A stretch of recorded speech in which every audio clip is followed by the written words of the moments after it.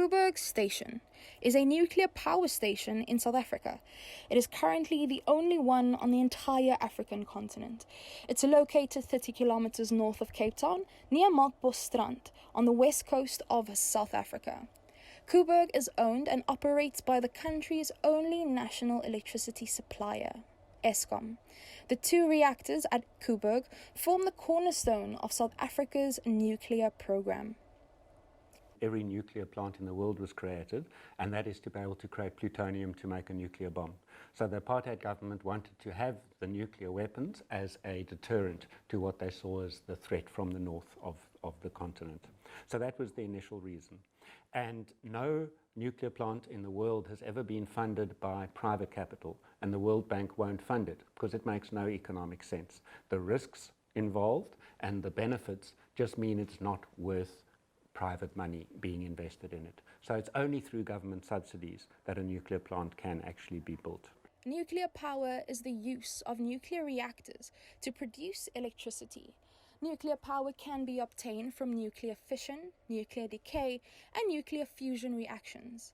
At the moment, electricity from nuclear power is mostly produced by nuclear fission of uranium and plutonium in nuclear power plants. Yes, I suppose that's an interesting question to ask how, what's the basic reason that Koeberg works and gives us energy. And this, of course, is not that old. It was only in the 1930s, about less than 100 years ago, that people realized that the heavy nuclei, things like uranium, can break up into two. And when it breaks up into two, it splits or fissions, if you like, then you get some energy coming free. It gives off energy, it gives off neutrons as well, and the neutrons will split other uranium atoms. And so you get this chain reaction that one will split 2, will split 4, will split 8, will split 16, and et cetera, et cetera. And every time you get some energy coming free. And that had some terrible possibilities, like the nuclear bomb, as you know, which was dropped on Hiroshima in Japan. But people then figured out, too, that this is a way in which we may be able to help humanity as well by making cheap energy. And at first, people thought it was going to be extremely cheap, but that's turned out not to be true because of course, the dangers that radioactivity is dangerous. But at a place like Koeberg, things are pretty well organized inside a containment building, inside a fairly small reactor with fuel there. And they're fairly clear that things are not escaping from that area, and it gives us energy which at the moment is relatively stable, relatively cheap. It works, it's also been running fairly well, the power plant in general, because of course it gets inspected by IAEA people all the time, and they are super safety conscious at a place like Koeberg. As with many things, this process does have side effects. One of the advantages is that it competes fairly well at a technical level.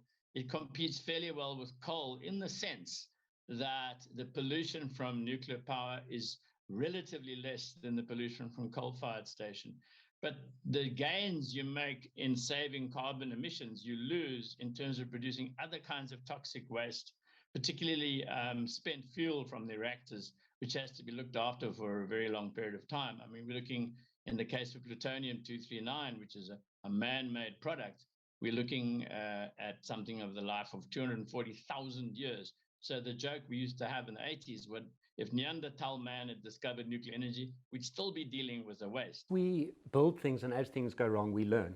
And that applies to Boeing jets and to all sorts of things we do. And the same is applied to nuclear. So every time there's an accident or a near accident, new regulations, new facilities are built into designs of new plants. But of course, those designs aren't there in the plants that were built in the 1970s. So something like Koeberg had safety features as far as they thought were necessary back then, but experience since means new plants have many more features that Koeberg doesn't have. And another problem with the safety features at Koeberg is what a nuclear plant looks like. We've probably all seen those large concrete domes, and that's called the containment building, and inside is the reactor where the nuclear process happens. And the problem with that reactor is if for any reason the water stops flowing to cool it, that will melt. because the amount of heat generated is so very high. And that means it'll drop into the bottom of this containment building, and the point of the concrete structure is to contain any pressure and any radioactive material so it doesn't escape into the environment. Now, those buildings are built next to the sea, and as anyone who knows who lives next to the sea, things corrode.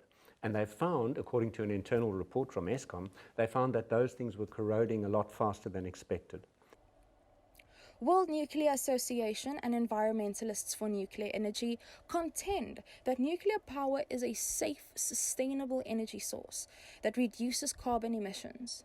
Nuclear power opponents, such as Greenpeace and Koeberg Alert Alliance, contend that nuclear power poses many threats to people and the environment.